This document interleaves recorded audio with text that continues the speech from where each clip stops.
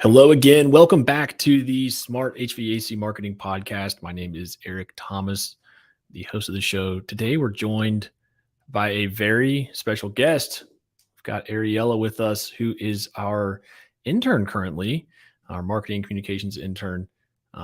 Really excited to chat with you all today about how to respond to not just good Google reviews, because that's easy. Anyone can do that, but how to respond to bad Google reviews that you get occasionally. Because look, it happens. Not every customer is perfect. Not every customer is going to be nice. Some are going to twist the truth. And we're going to talk through some strategies that you can implement on how to respond to those reviews so that you don't look like a fool. And just some best practices for that. So let's go ahead and dive in.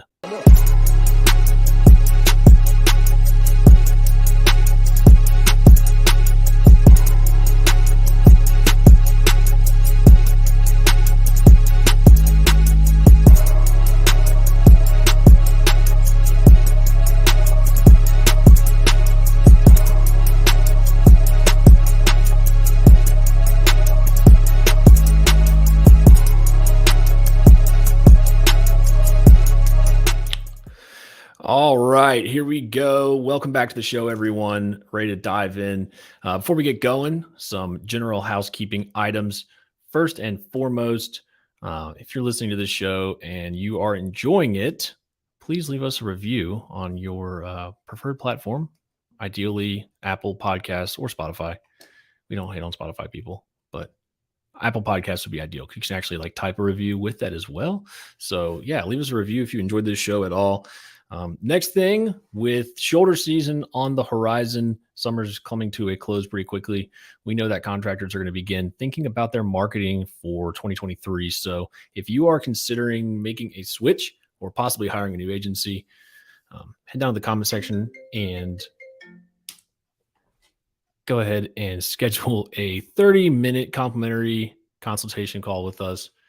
We would be glad to take a look at your marketing, see what you can improve, see what's going great. And we're here to help you out. So go ahead and schedule your time now. 30 minutes in, 30 minutes out. It's free, complimentary. And we look forward to hearing you. The last thing, last housekeeping item, something we talked about last week. We've got fantasy football coming up this fall. If you enjoy fantasy football, which I know a lot of you do, head over to rivaldigital.com/fantasy and register today. Would love to have more people in the league. I think we're getting pretty close to maxing out on teams. So be sure to go ahead and register your team today. The stakes are incredibly low, so do not expect a huge payout on this league, but it's going to be fun. And we would love to have more company join us. So without further ado, Ariela, how are you doing? Hi, I'm good. Thank you. How are you, Eric? I am fantastic for a Monday. Great. So for those of you all listening out there, Ariela is on the Rival Digital team. She is currently our Marketing and Communications Intern. She oversees a lot of stuff, kind of has her hand in a lot of different things going on around here. But one of those things in particular is responding to Google reviews. And, as we continue to pick up more clients here at Rival Digital, the amount of reviews that we respond to on a daily basis continues to increase. And Ariela is the one that responds to a lot of those. So Ariela, if you don't mind, go ahead and introduce yourself for all of our listeners out there and tell them a little bit more about you. Hi, I'm Ariela, and I'm currently a senior at Texas Christian University in Fort Worth, Texas, and I'm studying strategic communications and general business. Awesome. So it's been probably four months or so now, 4 or 5 months since you've been on the team? I started June, the very first week of June. Yeah. So we're coming right up on, 3 months. Wow. Time's flying, isn't it? It is. Yeah. So we're talking about Google reviews. Obviously, like we mentioned earlier, good Google reviews are the easiest to respond to. So let's just knock those out of the way first, because a lot of people, they see a good Google review and they might take it for granted because they're just like, oh, that's another good Google review. Okay. So let's just talk about responding to good Google reviews first. Like what does that look like? Yeah, for our clients, when I'm responding to a good Google review, I try to personalize the message, like for example, use their name and just really uh, read the review and then just personalize it. Basically, just make them feel heard and important. Basically, Yeah. Because, that's leaving a review, especially in the heating and air conditioning and even in plumbing, when they have service provided to their home, it's usually not something that they were wanting to have done. Like their AC is not working and they had to bust open the checkbook and bust open the piggy bank and get that AC fixed. And so for them to leave a good Google review speaks volumes about not only the level of service that you offered, but your company as a whole. And so I think it's great to, yeah, just read over the review, read it back to them. If they say, um, Mike was great. He was here in a timely fashion, got everything fixed right away. He was super friendly. You could respond in a way that's just honestly just repeat it back to them. Hey, customer, we're so glad to hear you had a great experience with Mike. We're, proud to offer timely experience, timely repairs and replacements. And glad that you had, such a great experience with our company. Thank you for your business. And then you can even personalize it and put your name. I've seen some people do that. You don't have to do that. But if you are the owner of the business responding to the review, it does add a little personal touch to say your name on there as well. So obviously good reviews are the easiest, yeah. but bad reviews, not so easy. And we've got four or five tips here to share with you all. And if you're watching live on Facebook, down in the comment section, there's a blog article. If you are listening to this later in the future, there is a link in the show notes where you can go read that blog. But we're going to tell you about them today, so you might not even need to read it. So, Ariela, walk us through a bad Google review. How do you respond to something like that? Yeah. Okay. So for me, the first step would be to acknowledge that review in a timely manner. So as soon as possible, you have to show that urgency, and this lets the customer know that you truly care about what they have to say. And then for the second step, I would contact the customer privately, and then this not only lets them know that you have to verify the authenticity of the claim, but it also allows space for further clarification of the issue. And this is a perfect opportunity for you to build that one on one relationship with the customer. And then for this third step, I would provide a solution. Something very important is do not lead with the negative. So basically, don't mention what you can't do. Always mention what you can do for that client. So provide a logical solution for them. And then during this time, I would also provide a logical compensation, and this will kind of like incentivize the customer to come back in the future and give that business a second chance.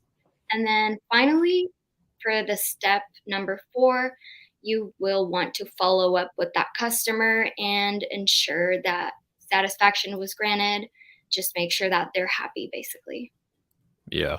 And this is why it's so important for your technicians when they're out running these calls to document as much as possible. So if your technician is on the job site, and I'm only hitting home on this because the past 2 or 3 weeks, we had Adam from XOI, we had Jennifer from BDR, then we had Ray from Schedule Engine, and we were talking about running service calls, the customer experience, and kind of an underlying trend and theme on all of those was you need to be documenting the jobs that you're on. So rather that means you're using XOI technologies or company cam, something that you can document.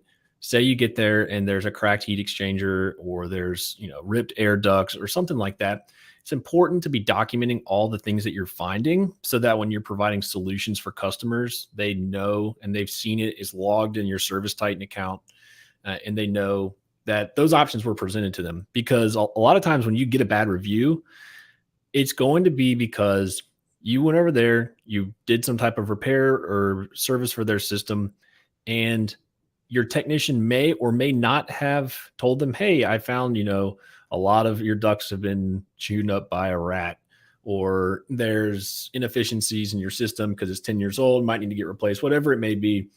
That's going to be what you get your bad review on. So having that stuff documented is going to not only cover your butt in that case, but it'll help when responding to these reviews, because you can go back into your CRM and look and see, okay, technician said that this was wrong with the system. He communicated these options to the homeowner declined service, or it was something we didn't find. And then you could offer to go back out and do a free diagnostic or something to check it out.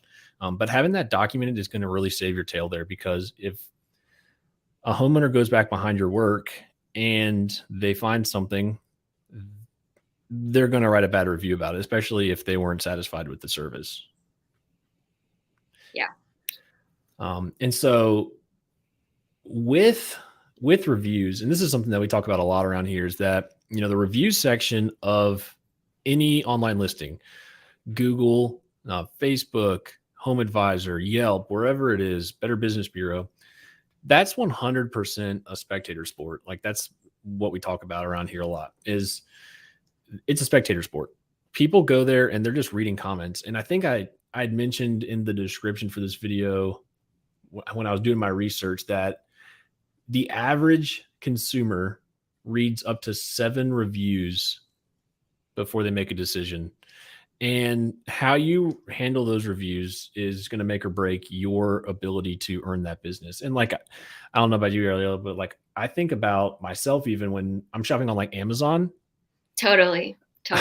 I see a product I like. I did it yesterday. I was buying a new surge protector for my house, like a new outlet or whatever. And I already saw the price and I was like, the price is whatever. I went straight to the reviews and I see there's, 2,000 reviews. I didn't even read the good reviews. I just clicked on the 1-star reviews because I wanted to see what the people had to say bad or negative about this product. And so that's where you can really get yourself in trouble, is if you leave those unresponded to. Totally. And I feel like nowadays for online stores, it's kind of like the main thing that people will look at, the reviews. Like, for example, me, I love Amazon like Prime. I will order weekly, and the reviews are basically the make it or break it.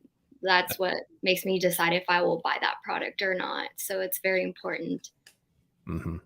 And, I think there's some psychology behind it too. Like, if you have 600 reviews and they're all 5 stars, and then I look at someone, the next contractor, and they've got 600 reviews and it's 4.7, I'm going to call the person with the 4.7, because I feel like most people don't actually believe it if you have a perfect 5-star rating. Right. Yeah, that's true. They just don't believe it. And so having those negative reviews, a lot of people freak out about this. Like in a lot of these Facebook groups and stuff, people are like, oh, I got this negative review.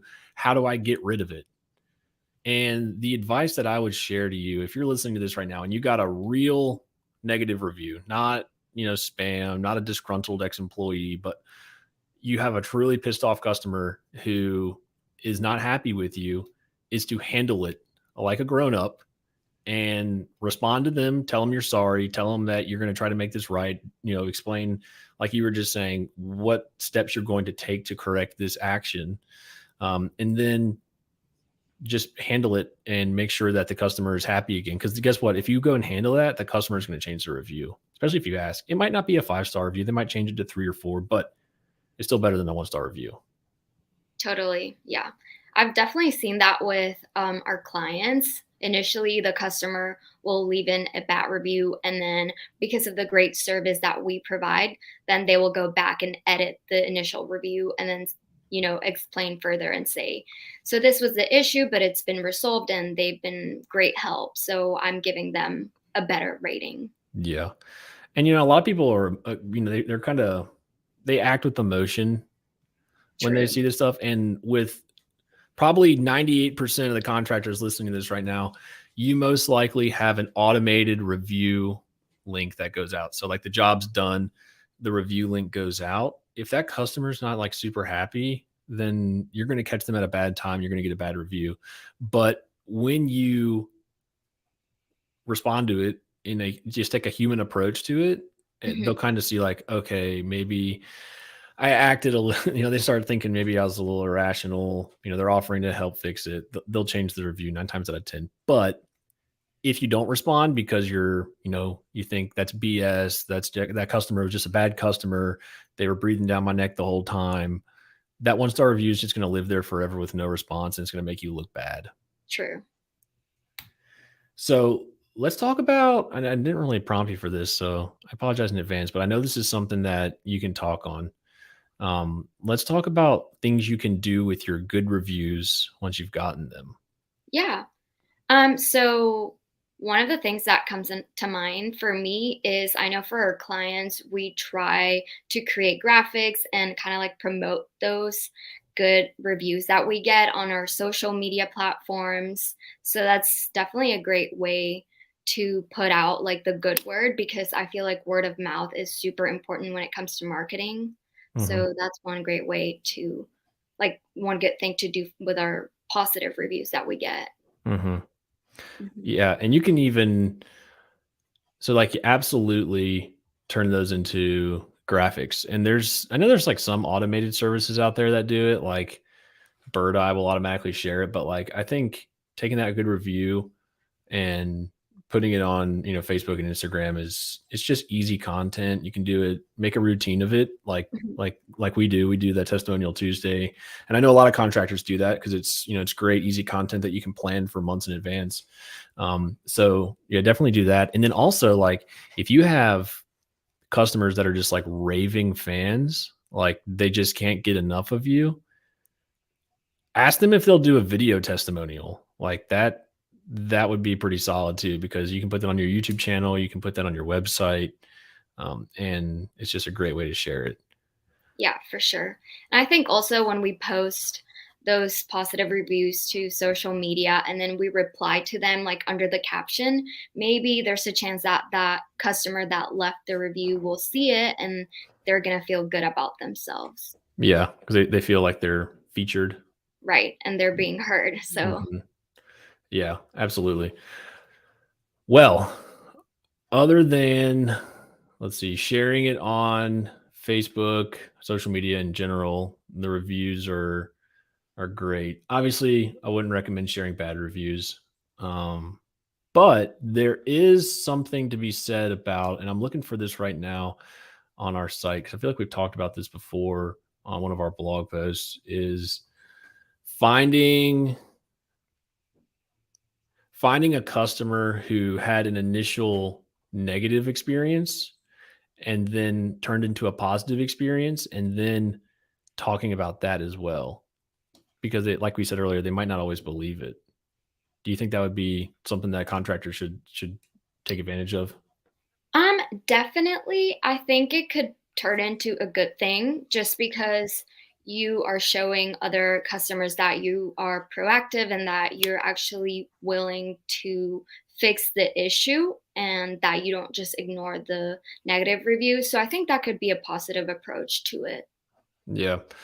Probably wouldn't want to do that like every time, No, right. but like every once in a while. And I've seen video testimonials out there before of companies who have done this, where it's like the person who said, I was a little apprehensive at first, or maybe at first I wasn't super pleased because like X, Y, and Z happened, but then they responded, they were like really communicative, and they answered all my questions and they made right with what had gone wrong. And like, this is why I'm so happy now. And I feel like that would go a long way for sure.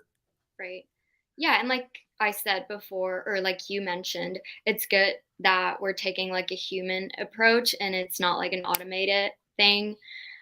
Just because people like to talk to people, and at the end of the day, these reviews are all feedback, and then it's for us to learn from them. So, Yeah. So one thing I forgot to mention earlier, when it comes to negative reviews, is, all right. So you get the negative review, but I would say probably hands down. So obviously the best thing you can do is just take a human approach and be like, "Thank you for taking the time to review us. This is the example we have on our site. We are deeply sorry to hear about your negative experience and are working hard to prevent this from happening again. We have sent you a direct message to break down the costs associated. You know, very, human, straightforward, honest answer. The worst thing you could possibly do in this situation is argue with them. Yes. And we see this sometimes because, all of our contractors have access to their Google My Business. Obviously, they own it. But, every once in a while, and it's natural, for the business owner to want to like defend their business, um, to go on there and just start arguing with the customer. What kind of tone does that set for your business if you argue back with them? Well, it just makes them feel like you have something to hide, or maybe you just want to be right. So, definitely not a good tone. I think it's always important to keep in mind that to keep that customer is always right mindset, but at the same time, just be careful with what they're saying, because you're also wanting to protect your brand. Mhm. So I would say definitely be very passive about it and acknowledge everything they're saying, but also try to get your point across. And Yeah. hopefully they will understand, and hopefully they'll be willing to, listen to you. Yeah. And so something I've seen, and I'm sure, some of the folks out there who may be listening have seen this as well, is there will be a bad review come in. The owner will go on there and argue back and say, like, you're full of crap. That's not what happened. Here's what happened. We offered this to you and you declined it. And now your system's messed up and blah, blah, blah. And then what the customer is going to do, like, that's not the end of it. A lot of people think like that's the end of it. No, the customer's going to go back and they're going to edit their review and put an update and be like, to respond to this past update. Right, And then they're going to right, go back and start arguing back with you. And so now, instead of resolving the bad review and turning it into a positive experience for that customer and future customers, you're now arguing on Google, right, where what's that number that we talked about last week? 216 billion searches a day. right, So, or something like that. It's 56,000 a second are right. done. So So we're many, going on Google, the number one place in the world where people go to search for business, and you're in there arguing with your customers like a fool. right. It doesn't look good. Not at all. So, all right. So we've talked about how to respond to Google reviews, bad and good. Ariel, what are some other tips or advice that you would recommend for contractors out there who might be wanting to either get more reviews or find ways to respond to the reviews they already have? Yeah, well, I would say to get reviews if you're a small business and you're just getting started, I would say encourage your clients or your customers to leave a review. It doesn't hurt to ask, but also enter the field with the mindset that you have to make your services slash products so hype worthy and so good that everyone's gonna want to share their experience. So always keep that in mind. Yeah, I think that's the thing. Like, a lot of people are afraid to ask. Like, just Right. that's it, and that's even something that we've kind of been joking about lately because um, recently on some of our client check-in calls, I've been asking our clients if they would leave us a Google review for like Rival Digital. And I was like, I've been preaching this to the choir for the past year and 10 months now about asking your customers for reviews. And we've like never done it. And Right. the very first client that we asked, they were like, sure. And they went and Yeah. left one like 2 minutes later. And we're like, oh, that was easy. Right. Yeah. I think if you know in your heart that you have done whatever you possibly can to, provide a service or a product really good, then it shouldn't hurt to ask, you know. Hmm. Yep. So, moral of the story is ask for those reviews. Always use some type of automated follow up for reviews. Um, Respond to every review, good or bad, especially bad. And then the 4-step breakdown: acknowledge the review, contact the customer privately, provide a solution, and then follow up with them to make sure that everything was good to go.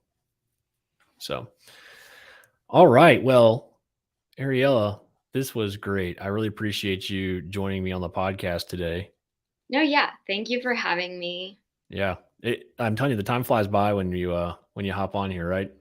It really does. Wow. Yeah. It's been like 30 minutes almost. Yeah. So yeah, a lot of times we'll have the time varies each episode. Like we've had some where we've talked for like an hour and a half before. And at the end of it, I was like, just like, holy crap, we just talked for an hour and a half. But Yeah. yeah, this has been a really helpful episode. Yeah. I really hope that some of our listeners out there got some value out of it. If you did, let us know. And then also, if you need help wrangling in some of your reviews, if you've got dozens and dozens and hundreds of reviews that have never been responded to, let us know. That's kind of what we do around here. So we can answer your reviews, we can manage your Google business profile. And I think we're a pretty good team. So, Ariel, would you say that we're a pretty decent team to work with? I think we're decent. Yeah. Yeah. Okay. So, pretty decent, I'd say. Yeah. Awesome. Well, Ariela, thank you so much for joining me on the podcast. Of course. Thank you. All right. All right, everyone. Thank you again for tuning into another episode.